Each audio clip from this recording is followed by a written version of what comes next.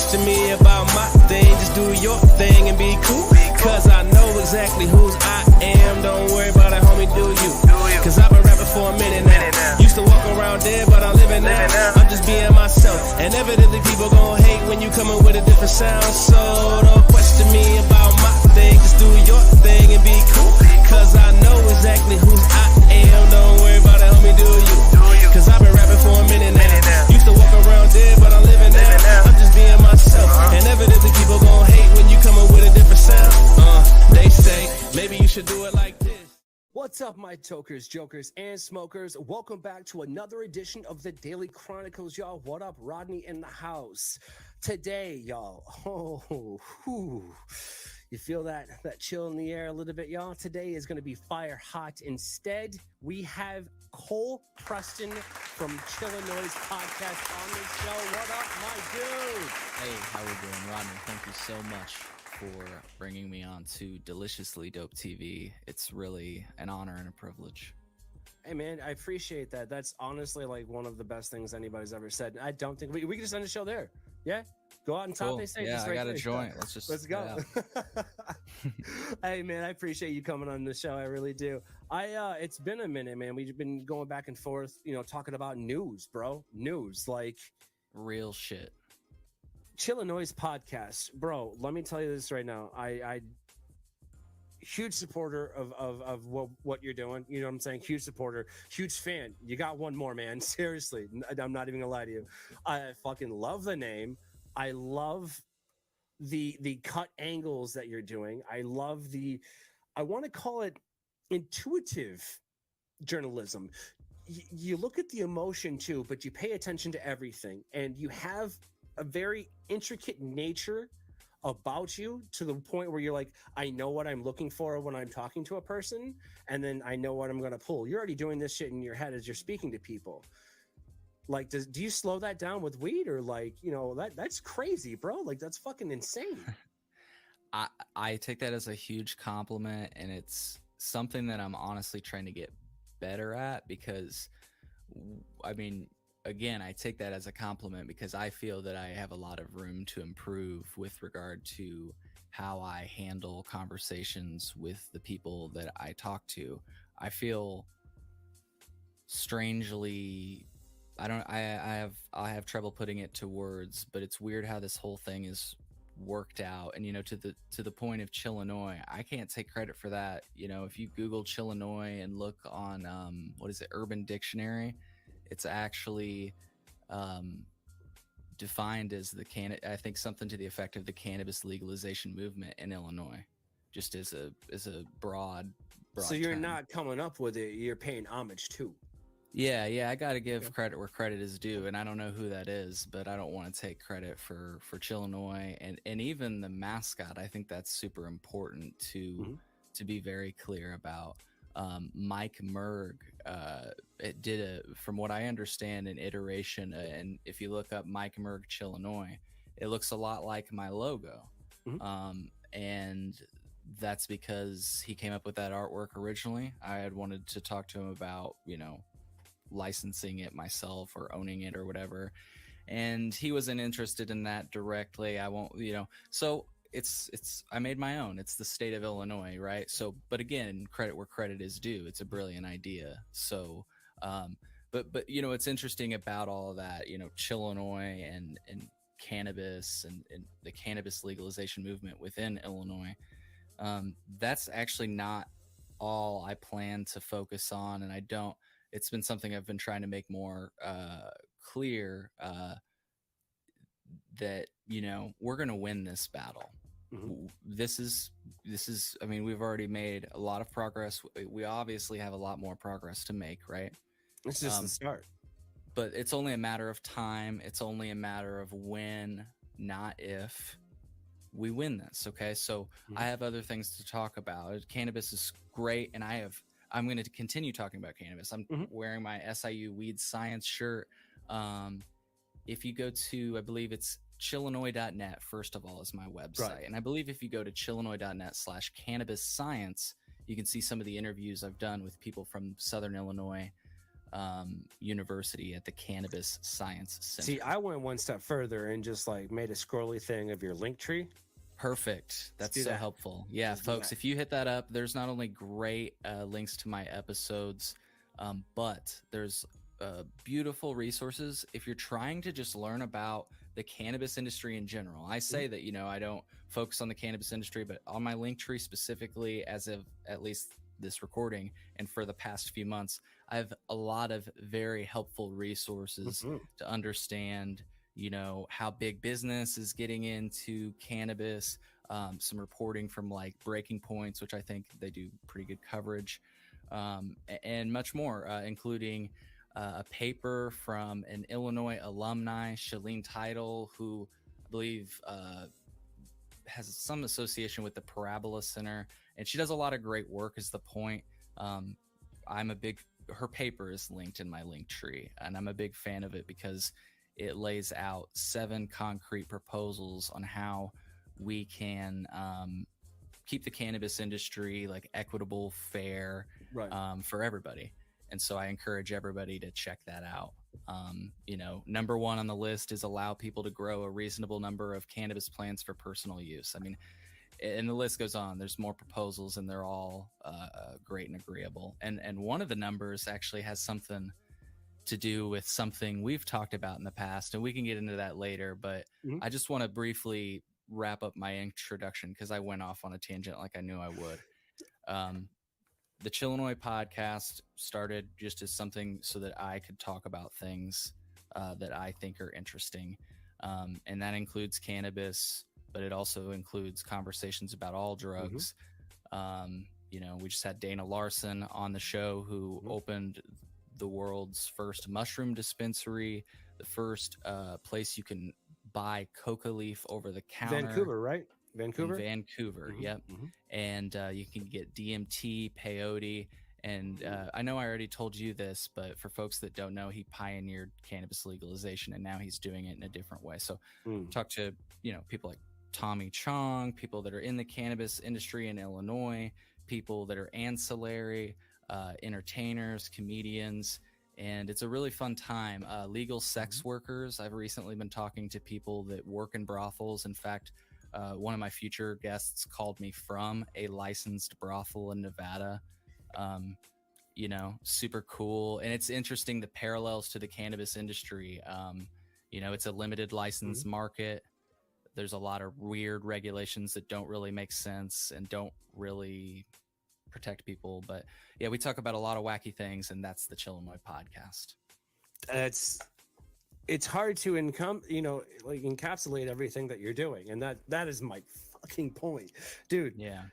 With just the name dropping alone, I gotta go see if I got any broken toes. You know what I'm saying? That's the truth. Like, it's. Do you think that you would have been where you're at right now? Let's say 5 years ago, somebody would have been like, "Hey, time out. I'm from the future. In 5 years, you're doing insert what you just said." Would you believe them, or you'd be like, "No, but I'll take some of what you're smoking"? That's exactly what I would have said, what you just said. And that's what I always tell people is like that literally is what I tell people is, if you would have told me that, I would have been like, I don't know what you're smoking, but I want some of it, you know? Yeah. As long as it's not K2. Remember that shit? Yeah. Hey, I don't discriminate. I think K2 certainly is dangerous in certain respects, but Mm-hmm. Hamilton Morris has taught me, Hamilton from Hamilton's Pharmacopoeia and Vice Yep. and stuff. Yep. I've personally not been able to speak to him yet. Um, That'd be fun. I hope to make that happen, but I watch a lot of what he does, and he's taught me that we really shouldn't discriminate, on our drugs. And I know some people take that as a controversial opinion, but Okay. the war on drugs is a war on people, and Mm-hmm.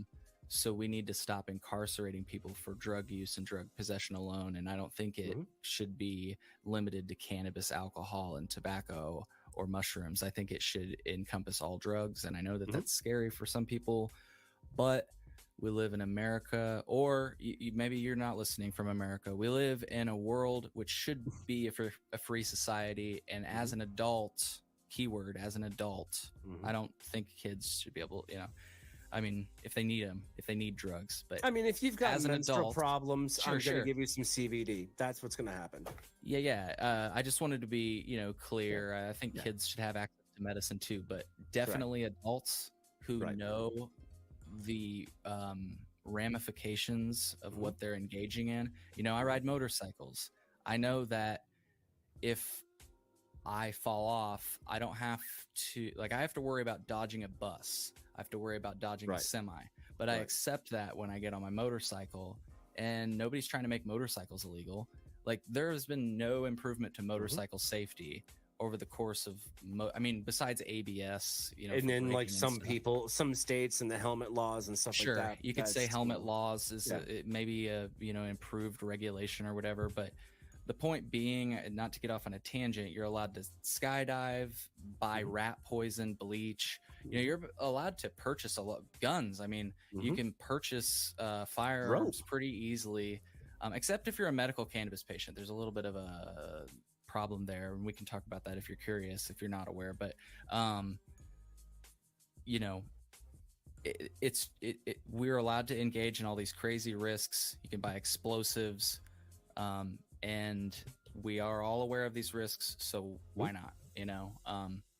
I know that sounds scary, but that's the world we live in, and we do it in so many different ways. So why not with drugs? So that's my thing on I drugs. think that's beautiful, because that's basically anarchy.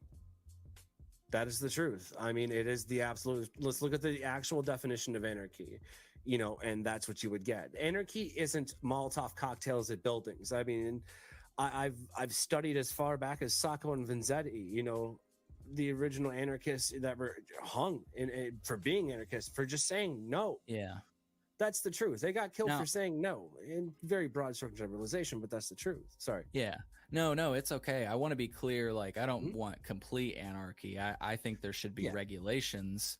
You should know what you're getting. That's the point. When people get, rich people, like just for example, Mac Miller. I don't know if people know who that is, but he's a very famous artist. R.I.P. And he was purchasing cocaine, and say what you will about people that use cocaine. You can have your own opinions, but the point is, if somebody wants to acquire cocaine, they shouldn't accidentally get fentanyl. Right.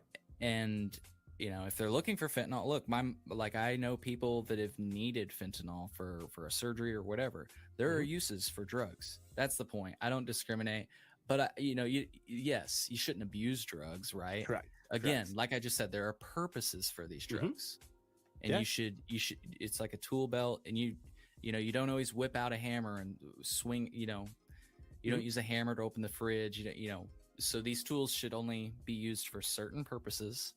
And I should honestly practice what I preach, because, I definitely abuse some drugs, just to be candid. We all have our vices, and that's the thing. So more to add to that point, I guess I agree with you. And the fact is, I've got weed that helps some friends with what they're going through. I've got, beer that helps some friends that what they're going through. And I know friends that have come off of meth on ketamine, you know what I mean? With ketamine therapy. So it's like, and then mushrooms have helped me, and so I've watched all of these things help these things.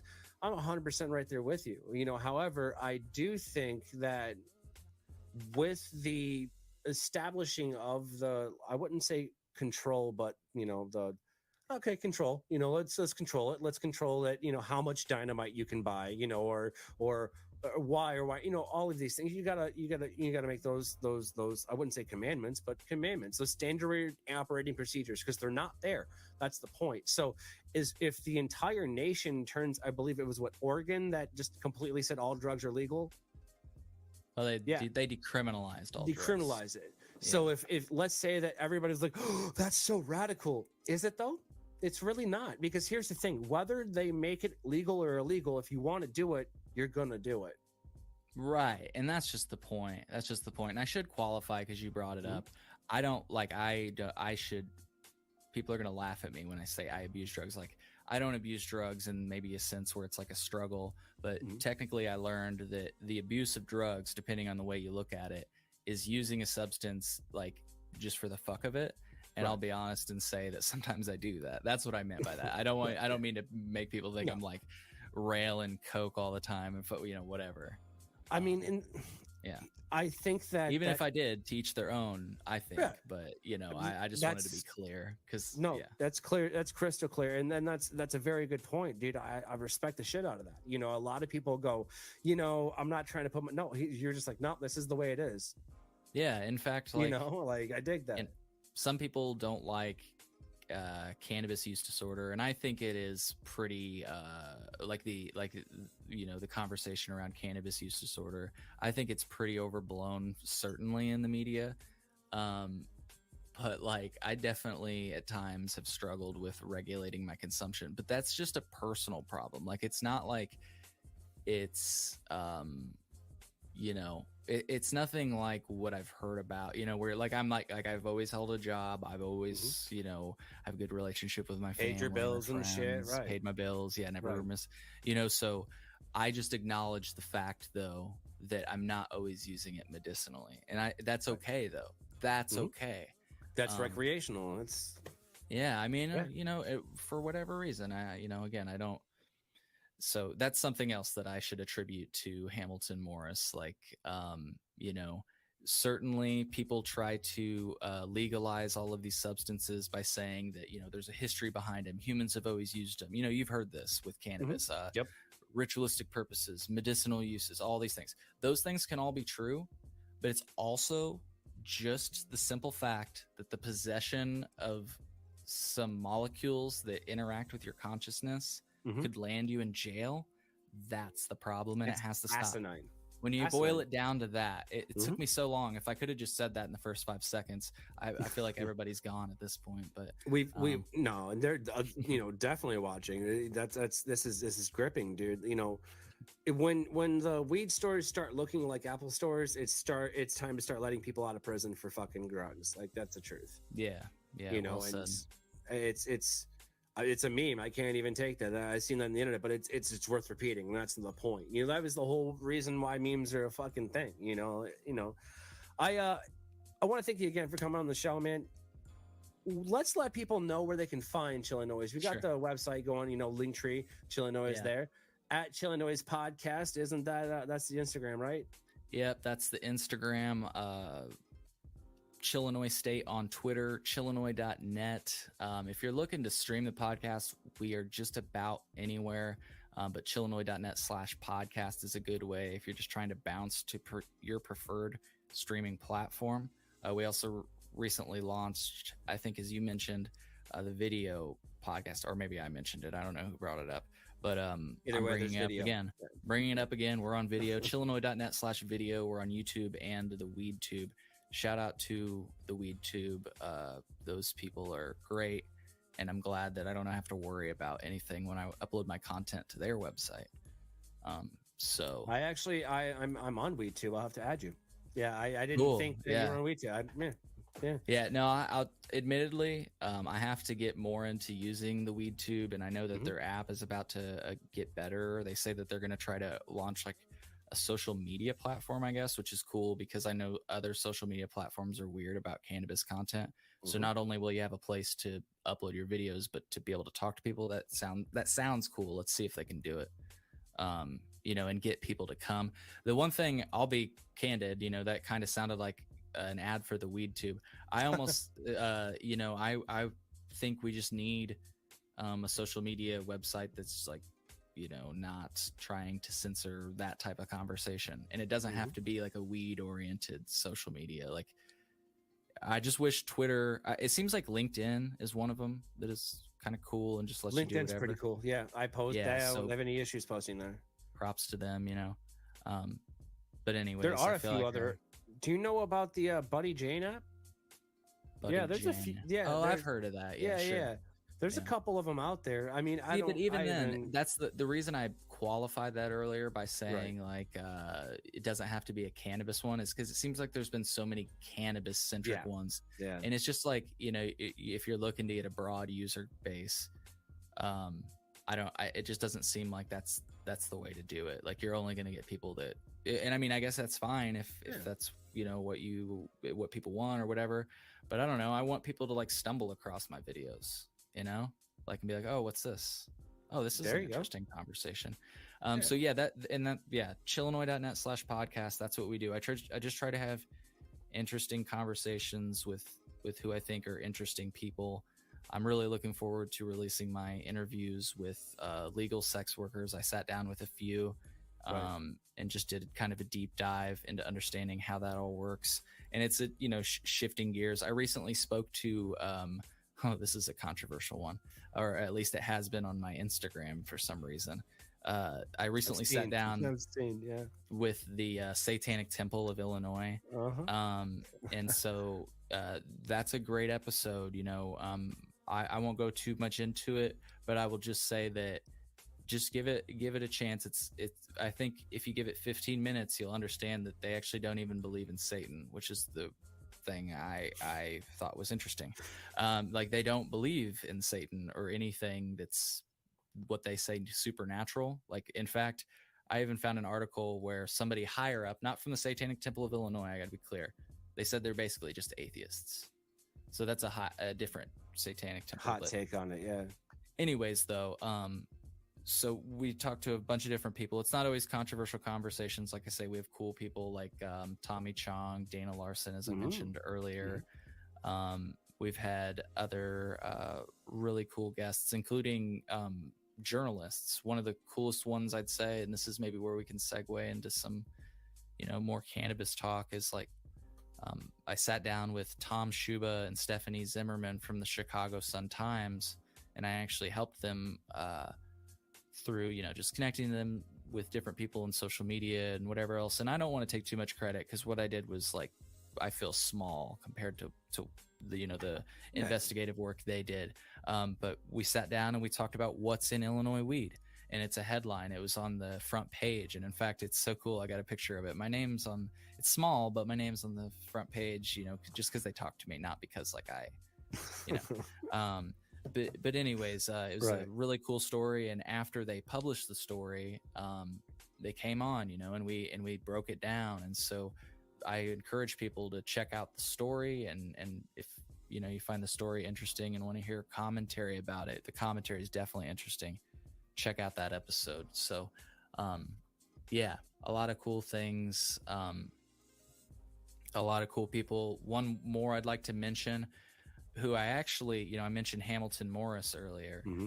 So I'm like, that's why I'm trying to work on Hamilton Morris. I sat down with Samuel D. Bannister, who was on Hamilton's podcast. And I saw he was going to be on the podcast, and the things he said made me really want to talk to him, because I kind of silently believed them. And so he tweeted once, and I encourage people to follow Sam or just check out that episode, because we display the tweet. It's one of the first things we end up talking about. He said, I think the entourage effect is just astrology for stoners. In other words, what I take that as, and I don't mean to speak for what he meant by it, because you can watch what he meant by it on my show. The way I took it is like, at least with regard to terpenes, that's the key. I still I still am with the entourage effect, and we talked about that. But his focus is on the terpenes. He did over 5 years of work, and speaking of K2, he's attributed for making K2. So he is one of the very few individuals with a class of cannabinoids that bears his initials. One of the very few living individuals, at least. So there's SDB compounds, and some of the SDB compounds are better known as spice. Okay. And there are uses for them. And we actually have found really interesting things about the way the body works based off of the interactions with spice. That's actually how I guess the discovery and kind of credibility that has been given to CHS, or cannabinoid hyperemesis, I think, or cannabis hyperemesis syndrome. Yeah, hyperemesis or whatever. Apparently, like in large part, we figured out that even existed because of unfavorable reactions to potent cannabinoids, antagonistic cannabinoids like that.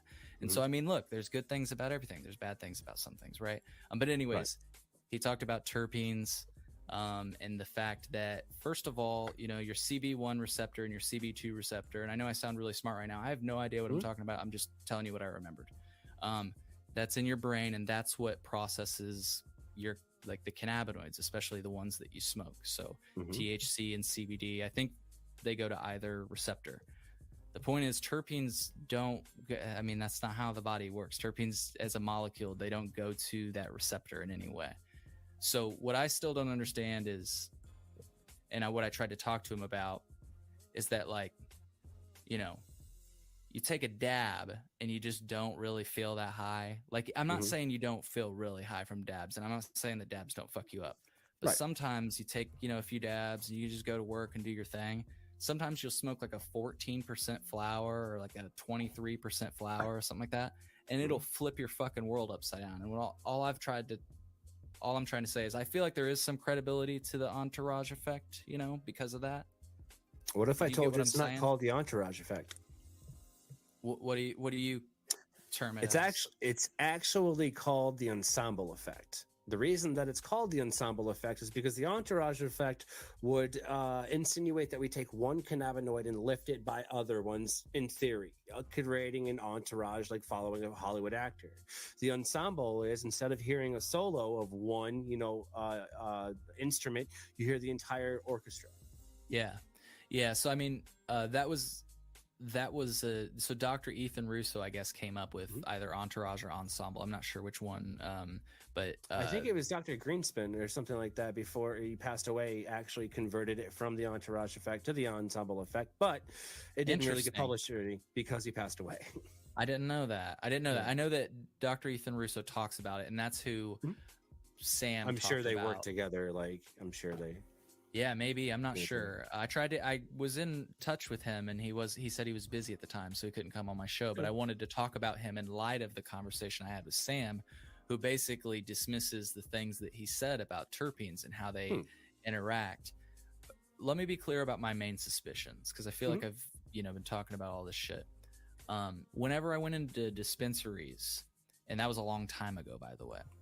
Because I grow my own now. Like I go to dispensaries sometimes. I'm not going to sit here and say, but I can't tell you the last time I have been in one. But I remember when I used to go to one before I started growing my own, and there was this poster in there, and it had like a bunch of colors. It was this huge poster, and it had all the terpenes laid out, and it said like the terpene and then the effect it had. Right. And I was just like, that's fucking bullshit. I'm not saying that the terpenes don't exist in the weed. You can smell them, right? I can smell the limonene or whatever else. You can see it on a lab readout. I'm not saying that they're not there. I'm saying that the physiological effect that people ascribe, or that's at least what Sam said, and I believe it to be true because of his research. Right. That the physiological effect that people point to because of the terpenes aren't real. Some people will point to, and the people did it for me. They sent me this study of like, oh, here's this study by NIH that's, rats that were on terpenes, and it definitely had an effect. I talked about that with Sam, and it's physiologically irrelevant because they injected these rats with like fucking 7 grams of like limonene, and that's not even gonna fucking happen in real life, right? No. And my measurement may have been off, but the point is that it was an absurd amount. And if you know anything, I mean, some people are good at really bringing a terpene out, and you can really smell it. But there's still a really small percentage of the plant. Like, I don't ever see them that exceed 10%. And it's interesting that you say that, because a lot of people, and I've been approached just, having worked with food, honestly, and they're like, hey man, take this sample of these liquid terpenes that are all natural, organic, vegan, and everything else. Tell me what you think of them. Okay. So, I mean, sure, I'll let you know what I think.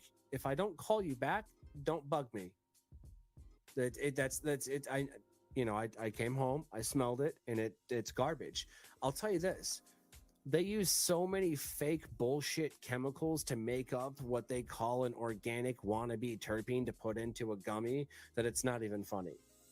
Why don't you just not do? I mean, it's a gummy. No one's going to expect it to taste like, foie gras or anything. I mean, actually, it'd be pretty good. But the point is, there's a certain standard when you think a gummy. You think these candy-like flavors, that's it. Or like these certain specific flavors, and that's about it. You're not thinking, yo, can I get a gummy that tastes like mashed potatoes? No, you're not, because that's just fucking absurd, Yeah. honestly. And I think that, these strains that smell really fruity or whatever terpene you bring out of them, they definitely smoke better. Like, I'm not denying that. If it tastes better, obviously it smokes better. You're like, oh yeah, this tastes like, it tastes good. Obviously, yeah, that's better. I'm just saying that just because you smoke one that smells like lemons doesn't mean you're going to be able, that you're going to have to jog a mile. Right. It actually may make you tired. It may make you tired. Like, I don't know. It affects everybody differently is the real point. Yeah, that's exactly what I was going to say. I'm not trying to harsh anybody's mellow. I am actually just trying to have a conversation about because there's just so many different things, people are already over it used to be normal to sell weed as indica, sativa, and hybrid. That's lazy marketing. Some people still describe it that way, but it's lazy marketing. It's easy selling. And that's what I think that all this shit is it's an easier way to sell. And I guess to cap off this whole little rant, my girlfriend I actually met her at the dispensary. She was at one time my bud tender. She's the best thing you ever got at the dispensary, huh? Yeah. Well, there you go. That's actually brilliant. I'm gonna have to act like I came up with that one. All yours. So she told me, all these things that you talk about, that would make it really hard for me to sell the weed at the store. And I'm like, exactly. And I'm not trying to make anybody's job harder either. I'm not trying to make a bud tender's job harder. I'm just trying to say that these companies have come up with these little marketing ploys that aren't grounded in science, and they throw them around like they are. And it's offensive to people. I keep pointing at the wrong thing. It's offensive to people that that are in higher education, that respect peer-reviewed information. It's because it's like snake oil, and this is supposed to be better than that, but I digress. No, I mean, more to your point, I do look at it this way. However, it's not, if we're going to say that, then it's not far off to say at all that there is a certain, let's say, specific patient, okay, that has the luck, reading the internet. Let's say they find, let's say pinene. Pinene, is very herbal. Obviously, it smells like fucking pine. That's the truth, and thereof. Let's say that they have that specific terpene that their body reacts to very well. So that's what they're looking for. That's the only reason that they're preying off of them. They already come in and ask them, or then try to educate them, and then whatever have you. The truth is, if you smell weed, of any form, go, that smells good, smoke it. That means your body is going to like it. That's what I'm saying. If you smell it and you go, I don't like that, don't smoke it, period. Because you can't return weed back to the fucking drugstore. That's not what happens. And think about it like food. Like, if you look at food and it looks nasty or it smells nasty, I mean, that's not always true, I guess. Sometimes I personally can't think of a food that I eat that smells nasty, but I guess some people might. I don't know. Yeah, some people might have certain opinions. I guess I do because I'm actually, my family's super Cajun, and so I do seafood boils all the time. And so I guess some people don't like the smell of seafood, Those people but it's a real spicy, we got to do we'll do it. I mean, we have to. We'll have to. It's just, that would be, and then we could infuse it a little bit. Yeah. That'd be easy. Just get a tincture. That'd be the easiest way. Yeah. You want to hear a crazy story that I don't think I've ever told before? I didn't realize. You just made me think of it because I was talking about my family history and stuff. And growing up, I don't know how you grew up, but my parents told me that like if you smoked weed, you're gonna be a loser. If there's just no way you're gonna succeed if you smoke weed, and that's how they really tried to scare me out of it, right? And so, to come to find out that like my family actually, like there are several members of my family that have like a really extensive history with cannabis. You know, not to get specific, but like I have a family member that grew his own cannabis back in the day before it was ever legal. He did like the whole guerrilla grow thing.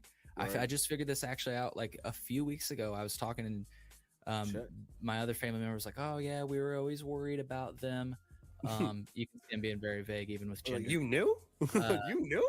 We were always worried about them, you know, because they had just grows all over the state of Illinois, and they had land in Jamaica, and they would fly to Jamaica, and they had fields in Jamaica, and they grew a lot, and they brought a lot back because it was easy because they had a plane. And, you know, that's the easiest way because you just fly in. Like, there's no TSA when you got your own plane. No. And so to find that out and to look back and realize my I'll say this one candidly. My grandma used to read The Emperor Has No Clothes to me, which was written by Jack Herrera. And I know that that's just maybe a silly coincidence, but I look back on that and I'm like, you know. I have a person that I want to send to you. His name is Mr. Adam Brook. He's Mr. Hashbash himself. He's a good person to talk about John Sinclair and Jack Herrera, and he knew them all personally. I'll send him your way. That'd be awesome, yeah. But yeah, just, you know, and I am kind of romanticizing some things about my life, but, you know, they're cool things, you know, and to find those things out, I think it's only fair to share, you know. It's cool stuff. Would you consider yourself a nihilist at all? Is that appropriate? What does that mean? So a nihilist is kind of like a philosophy. Sounds like something I would be. Yeah. Yeah. It's Nietzsche is you would love Nietzsche. So nihilism is going, listen, we're all going to die anyways. Doesn't really matter. You know, and that's the truth. I mean, that's the general gist of it. I mean, there's always. So have you ever played devil's advocate because you've cared about something? Well, that's the truth. Nihilism at its core is an infinite love about everything that you're feeling around you. It's a very empathetic, but everybody like shuns it as this cold, dark thing.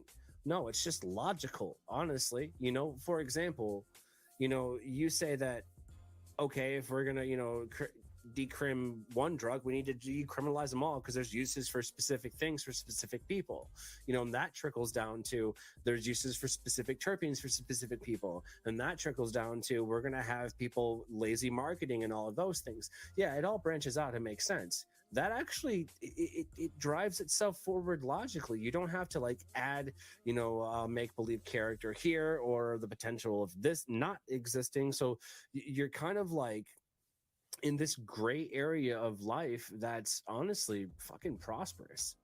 You know, you're kind of seeing everything happen as it goes. I think that's exactly where you can hit kind of, I don't want to say cruise control, but there's the option thereof. You know, if you need to take a second and go camp or something or go fucking kayak or, you know, real quick in your life, you can do so. And with the help of whatever drug, you know, but I think that you know, I look at myself as a nihilist sometimes. I have a lot of, you know, nihilism moments. I do. I look at it, a lot of the stuff that I shit post.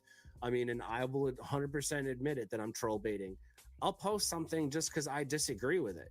I'll post something because I agree with it. I'll post something that's controversial because I want to see if a picture on the internet is going to make someone mad. I want to see if a comment on the internet is going to make someone upset. I don't want them to be upset, but I want to know why they're upset. I want to spark a conversation. You know what I'm saying? And let's face it, I could scroll whatever in front of you all day. And you'd be like, yeah, that's cool. Yeah, that's cool. Yeah, that's cool. But you're only going to comment and care about the ones that piss you off. Yeah. So if I know that pissing you off catches your attention, then I'm going to try and piss you off because then I've pissed you off, slap back to reality. Might get sued for that. But the point is, you know, I'm kidding. He would love it. they now have my, my full attention, and then I'm going to let them see what they say. I mean, yes, you're going to come off, the gloves are going to come off real quick, and they're going to hit you with death threats or conspiracy theory or red versus blue. None of that actually fucking matters. Yeah. That's the point. And that's nihilism. Like, you've got people that believe in red and blue standing amongst each other, screaming at the other person, hoping that their, view on life is made correct so they can tell and brag how right they are. That's it. That's narcissistic as shit. I would have to learn more about it, but it sounds like what I'm doing, because, like, for example, I've sat down multiple times, and I will again, with one of the leading advocates against the legalization of cannabis, Smart Approaches to Marijuana.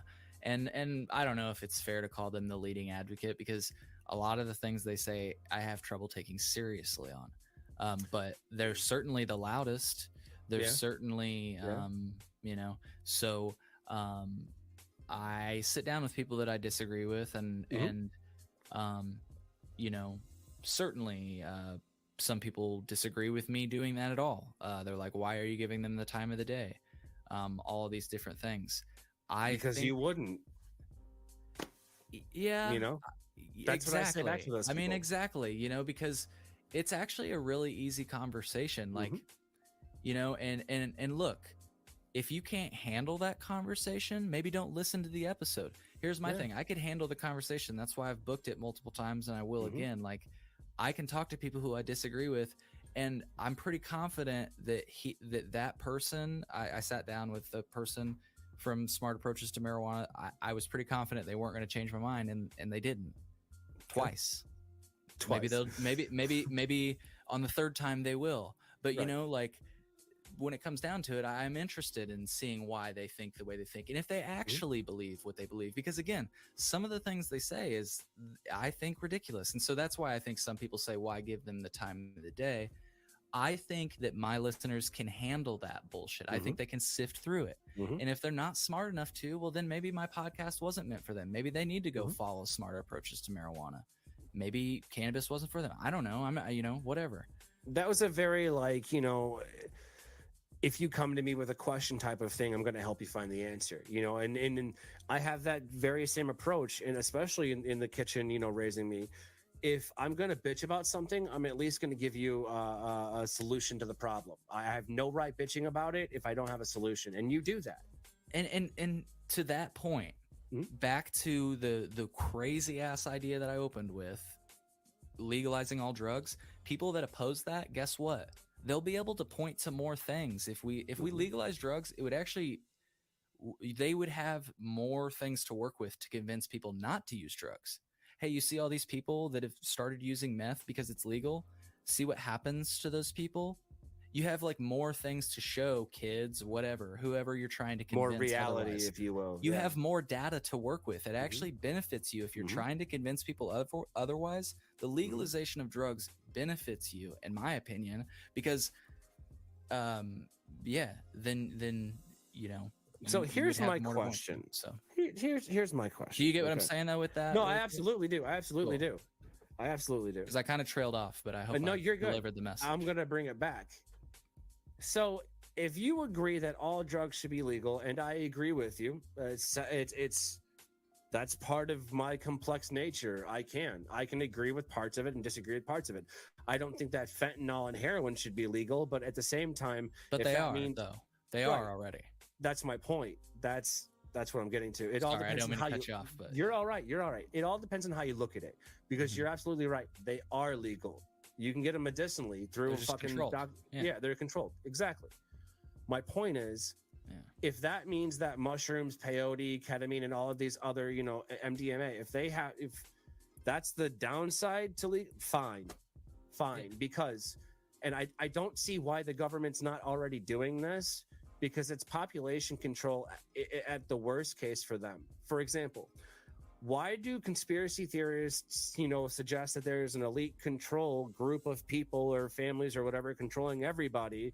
Well, now they're worried about too many people being, populating the earth. It would make more fucking sense to me to make drugs legal and just let whatever happens, unfortunately, happen.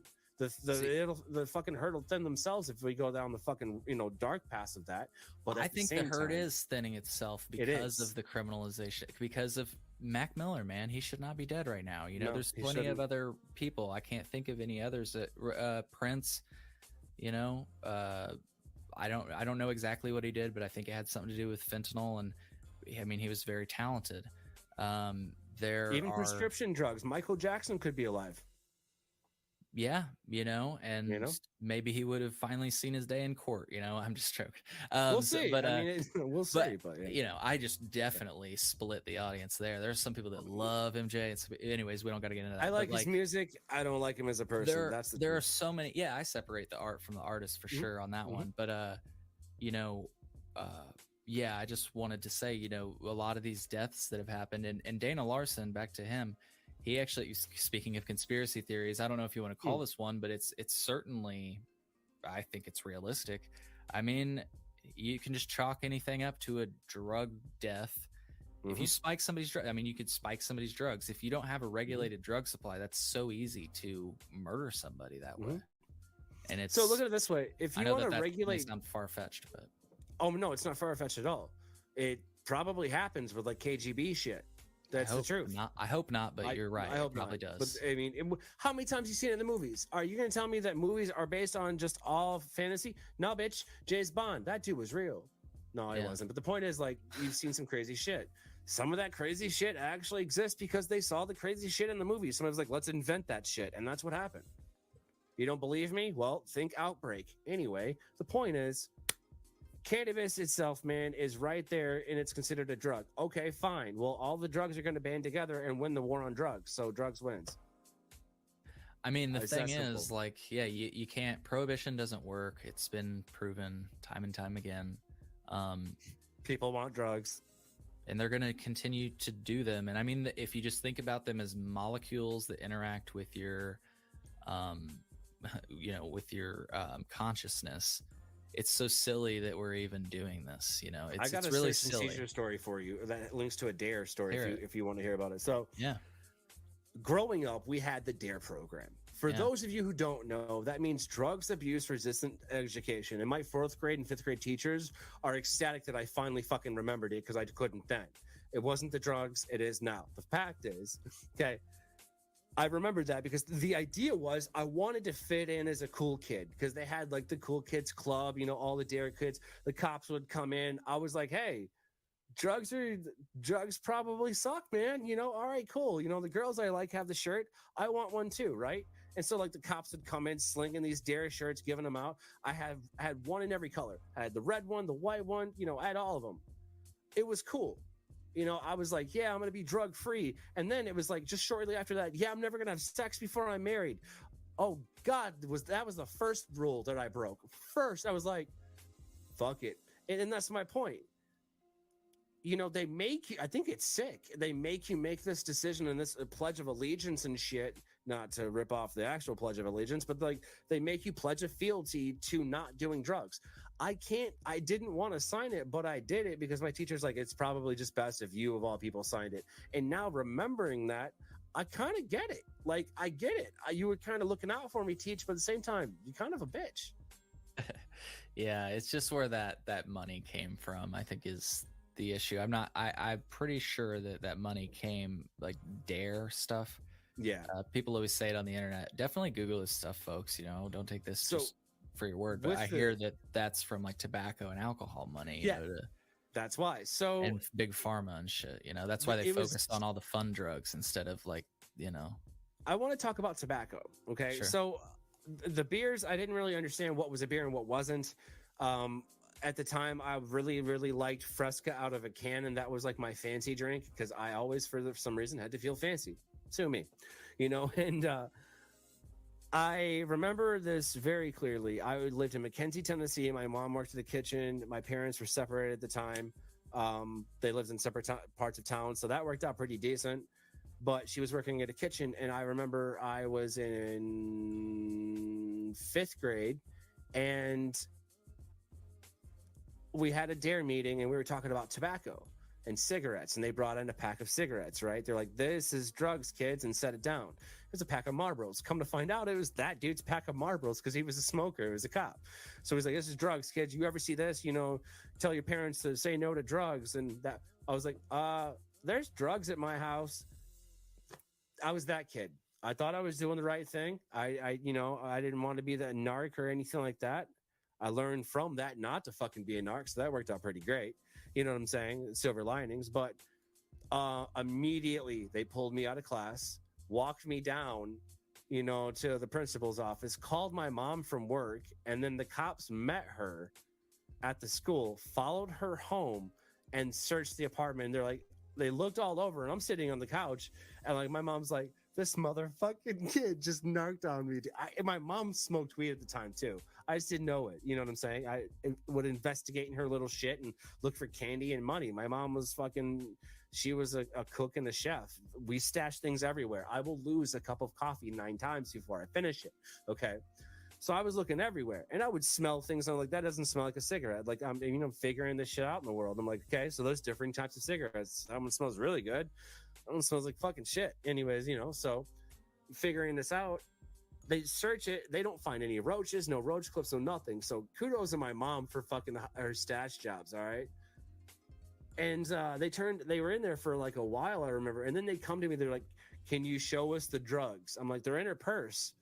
And they're like, all right, that's the one place we didn't fucking look. And she's like, you little bitch. Like, and so she dumps out her purse, right? And I was like, they're like, show us the drugs. There wasn't anything in her purse. There was the cigarettes and like her wallet and shit, and I was like, right there. And I pointed the pack of Marlboros. The entire room starts laughing at me, my mom included. So she proceeds to go, she goes, these aren't drugs. Pops my wife. Then the cop lit up, and then the fucking he had a detective that came with him as like a partner. He let everybody smoking cigarettes, talking to my mom. You know what I'm saying, in the living room. And she's like, I'm not mad at you, but I probably should be. But these aren't drugs. I'm like, I should take a picture. Y'all all fucking smoking drugs right now, according to what you fucking said to me. But that's how absorbent, a kid's mind is. And that's why I disagree that we should be cramming that down their throats. Because here's the thing. What if my mom did smoke weed? She could have done prison time because y'all told, you know what I'm saying? Come on. Yeah, the fact that's a crazy ass story, dude. I'm gonna definitely tell that story from now on, because like by all means, that's crazy, man. That like that's such a violation of your rights. Like to take a kid's word for that, and then just to like go in and toss the house. Like, what country do we live in? Well, I mean, it was in the middle, the hills of Tennessee. They didn't really have anything else going on. But still, I get it. I totally get it, and I get that it happens often and continues to this day. But I'm just asking the question. Like, people got to sit back and be like, "What fucking country do we live in?" And I also get that is part of America's history. I can't sit here and act like locking people up. That's a fundamental part of American history now. Because it's just been such a thing that we continue to do, so it's definitely a part of it. It's just more private. But all I'm trying to say is step back and is that the right thing to do, to lock people up for that when if they're not hurting anybody other than themselves? And look, we already have crimes for if they hurt somebody else. Like if they assault somebody, that's assault. Right. That's why I just said that. If they drive a car into somebody, vehicular manslaughter, whatever, and if they're intoxicated on drugs, that's really unfortunate. It's like I just think crime that still exists. Yeah, I'm just saying it's already happening. Just admit it. Yeah, and in certain cases, I think we're going to win with cannabis. I think my overall goal, I think I don't mean to be like, oh, I'm so ahead of my time. I just don't know that, like, because here's the thing, dude. We're seeing like menthol regulations, like they're not going to sell menthol cigarettes anymore, and they're not allowing like flavored vapes to be sold. Did you ever smoke cigarettes? Like no, but people should be allowed to. Right. I did. I know that you don't disagree. I know you don't disagree with that, but my point is, like, seriously, we're going to make it so that it's illegal to produce those. Like, okay, so I guess you could do it at home and you could figure that out, but still, like, that's just so stupid. Like, that we're going to make a stupid regulation like that. And they always say it's for the kids, and it's like, tobacco and alcohol stores are not compliant with checking IDs and making sure they're valid. Cannabis, according to some study I recently read, the cannabis industry is pretty compliant. And so whenever people say like, they complain like, oh, the kids, like Smart approaches to marijuana does, like, oh, the kids. And I'm like, okay, kids aren't allowed in dispensaries. Problem solved. And if you're a parent that smokes weed, keep that away from your kids. Because this is just funny. He was trying to say like, with legalization, people are going to have gummies on their counter and their kids are going to eat it. And I'm like, responsible adults won't. No. And even without legalization, I make my own gummies. Legalization has nothing to do with me making gummies. And it actually made him pause. It was kind of interesting. That's what I would have been like, well, what happens when your kids swallow one of your dick pills thinking it's an aspirin? Exactly. These things are not new, and parents need to be responsible. That's why there's poison hotlines on most medications and everything, in fact, because sometimes kids accidentally consume things, and it's your job as an adult, if you decide to have a kid. How shitty would that be? Of that. It would suck, dude. Well, hear me out. No. On that guy's, the guy like that was if a talking kid, to. Yeah. Well, if the kid calls, he's like, hey, he ate my gummy. Okay, it's just gonna be really high. All right, okay, you can handle that. But if you call the poison control and be like, yo, so my 8-year-old ate one of my Cialis, what do I do? That's embarrassing. I mean, even the music agreed with me there. That was absolute accident and beauty on purpose. But that's the truth, though. It's already happening. That I want to point that out. Whether you want to try to control it or not, I think we can take a lesson from cannabis here. I think we can use that as a gateway. You heard it right. A fucking gateway to better understanding drugs and how they play in human life, man. I think it's a very broad approach and a lot more broad than some people can handle. But I mean, we're getting there. I'd like to think. Don't keep your firearms just laying around on the table. Don't keep your drugs just laying around on the table. Like people that shouldn't have access to those dangerous things. Don't keep your nail gun. Don't keep your fucking torch. Don't keep things that just don't put them in dangerous places. Don't keep the torch next to a lit candle. Like it's like we have these risks all day long. You've got a dab torch. Do not place it near a candle. That it's not, but you could blow the whole fucking studio up if you wanted to, if if you're dumb. Yeah. But I mean, I've come close a few times. Okay, I've come close, but that's just a part of adulting. You get my point. I've made it. Yeah, absolutely. So many times now, and you have, and it's just common fucking sense. That is the truth. Yeah. All right. Some people have it. Some people don't. I'm starting to lose faith, man. People just want to regulate behavior, and they think that's going to keep people safe. And safety is not the point. Safety is not the point. Right. If someone truly wants to do isn't. something, People don't like to hear that. Safety is not the point. The point is cognitive liberty. You should have the right, and this is from Hamilton Morris. I got to give credit where credit is due. You should have the right to interface with these molecules. You should have the right to explore your mind. You should have the right to be a psychonaut, as they say. I don't personally use that term, but it's a cool term, and most people know what it means. In other words, you should be able to explore your mind and use whatever drug you want to help in that exploration. To kind of tip of the hat that way, I microdose every day.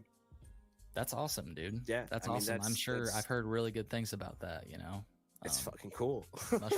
mushrooms need to hurry it up with that. That's why I like Dana Larson. He's just got that mushroom dispensary, sells people microdoses. That's their specialty. So, yeah, dude, I'll tell you this.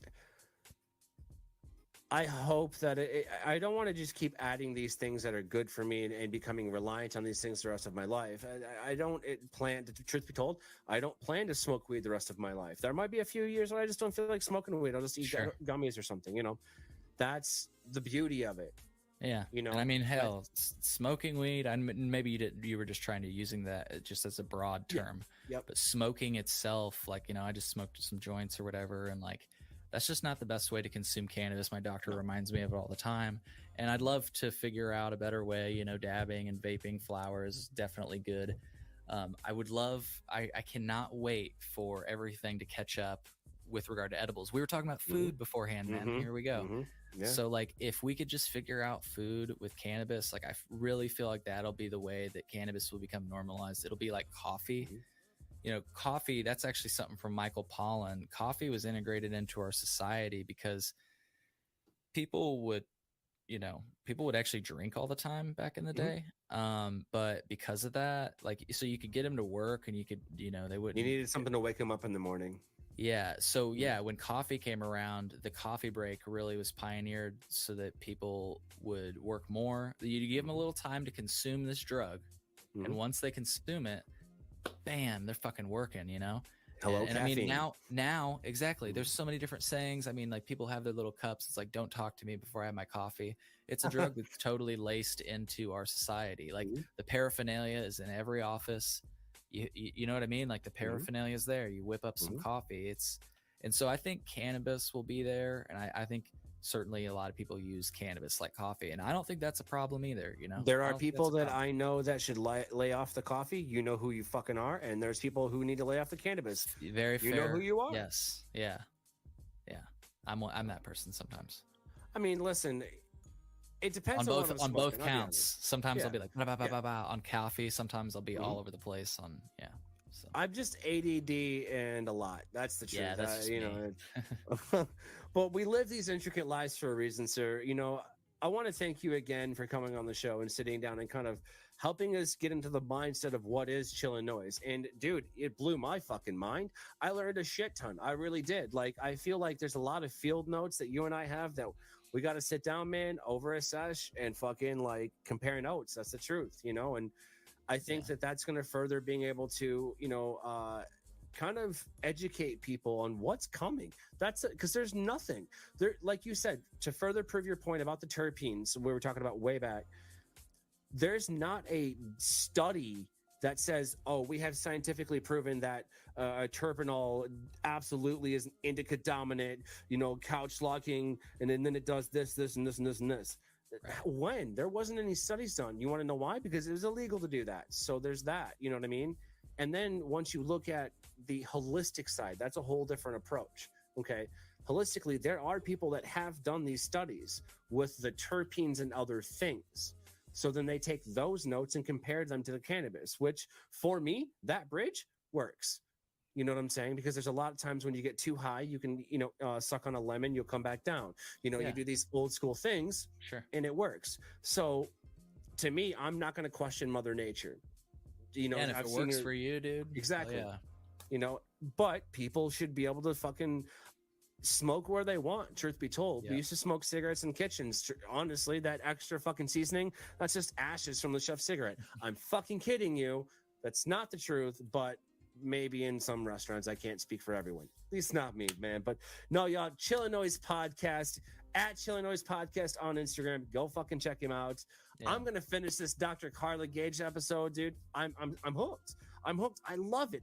You have this like this way to cut out the static and make someone snap focus into what you're talking about and what you're doing. And the reason behind that is because you're very knowledgeable about it. You give credit where credit's due. You know, you research what you need to know. You don't go over and above. You don't have left field topics. You're probably a great person to call for Mad Libs. You know, the fact is, I can't appreciate I can't appreciate it enough. I really can't. And I know I'm kind of like running into a dead end there, but that's the truth of it, man. Like, you know, consider yourself like, you know, part of like the Deliciously Dope network. Like when we're doing shit, you're going to know, my dude. Yeah. Hey, I appreciate that. I appreciate the opportunity to be on this awesome show. And I appreciate, you know, the things you've done for me. You know, namely, I'll try to be quick about this, you know, but you tipped me on to the innovative industrial properties, which I think everybody should look into and go to their website and just see what they do, and just and consider what they do with the fact that many states have ownership limitations to prevent a monopoly, or in what is many cases an oligopoly. I'm not going to sit here and pretend like I'm an economist. I've just talked to a few that's what they say. So anyways, you know, we've got those limitations. At least I oppose personally license caps. You know, I think there should be as many licenses issued as there are that people want them. But I believe that people should only be able to own a certain amount of those licenses to prevent any one person from getting any bigger than any one person. We want it to just be an equal playing field. Let's keep it equal. And so, yeah, thank you for tipping me off to that, because I feel like they're kind of getting around that in a pretty obvious way. And they're not hiding it. It's definitely interesting for sure. And I hope people look into it. And I plan to talk about it more on my show. Thank you for checking out the episode with Carla Gage. She's the one that gave me the shirt that says Weed Science. She's a weed scientist, which means that she studied weeds, not cannabis, but now she does study cannabis. So it's kind of funny how it came around. And just recently had Dr. Buck Hales on my show, who's pioneering ovarian cancer research at SIU using cannabis. So that's the cool thing. He's allowed to research cannabis and cancer, something that, we want to talk about myths that aren't proven in science. Everybody's always said cannabis is like kills cancer and all that stuff. And like, let's see it. And it sounds like it actually, from what he said on my show, it sounds like it's working. Like it sounds like they're getting some good data they have had success with, is what they're going to say. Yes, they're finding out really, really interesting things that are going to lead to important discoveries, I think. And I've got more episodes coming out probably by the time that this episode drops. We talk to people in higher education all the time because, as you've probably gathered from this episode, I really value peer-reviewed information. I want to figure out what's right and what's wrong, and just talk about it and figure out more. I like learning. So thank you again for the opportunity, and thank you for giving me that scoop, because I think everybody should know about it, and it's been cool to share that information with people to see their reactions. Yeah, I appreciate the credit on that. I really appreciate one person believing my crazy theory. Like I was looking into it and I looked it up and stuff, and someone handed it to me and they're like, is this what I think it is? And I'm looking at it going, is this what I think it is? And then I'm working with this person looking into it, because it's part of the Michigan Weed Series here in Michigan. That's what we do, is we look at all of these little intricate moves. Follow the money. And that is the truth. And in the spirit of giving all credit where credit is due, so you tipped me off to it, and then Tom Schuba took me all the way home from the Chicago Sun-Times. So if you guys look up Innovative Industrial Properties, look up their website, but also look up Innovative Industrial Properties, Tom Schuba, Chicago Sun-Times. He wrote about exactly what you thought was going on. He knows that he's onto it. That is sounds like him and I could have a conversation. Yeah, you should. He's a really cool person to talk to. You should talk to him. And you should definitely do that. I thank you for saying that I'm part of the Deliciously Dope Network, and I'm just so thankful for this opportunity. I hope to be on again. I'd love to have you on my show. So let's do it, brother. Let's do it. But until we get to that point, y'all, my tokers, my jokers, my smokers, this has been another very name-droppy, heavy, like you got to understand big words to know what we just talked about. A lot of information in this episode, y'all. Please research it. Reach out with any questions. You got Chillinois right here. You got, Deliciously Dope Daily Chronicles here. If we don't have an answer for you, we're going to help you find the answer, y'all. Until next time, we'll catch you on the flip. Peace. Never thought you'd leave me here for